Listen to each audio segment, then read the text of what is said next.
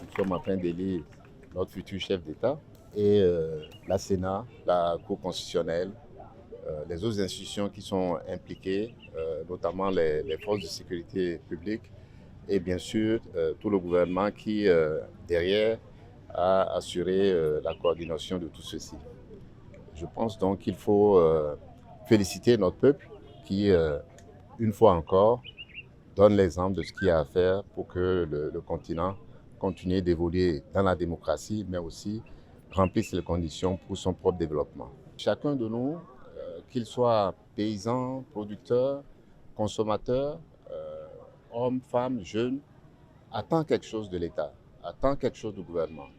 C'est l'occasion de l'exprimer par ce vote-là, parce qu'il permet de choisir celui qui va être en mesure, en capacité de remplir les conditions, de satisfaire ces demandes-là.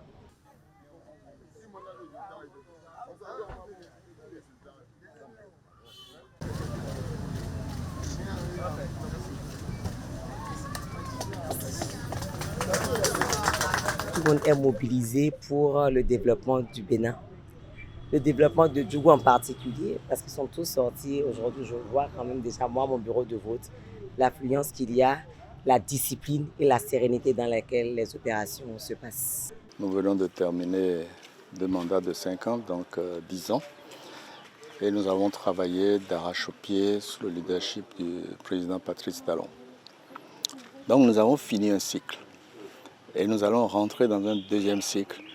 Et je note que la campagne électorale a été une campagne apaisée, une campagne où toutes les populations sont sorties massivement pour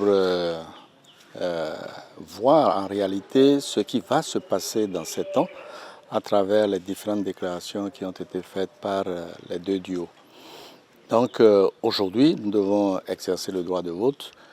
Et c'est un devoir qu'il faut accomplir. C'est ce que nous sommes venus faire avec le président de l'association de développement de Seboué et l'honorable Franck Abalo qui est notre suppléant à l'Assemblée nationale. Évidemment, mon épouse aussi qui nous soutient dans cet exercice-là.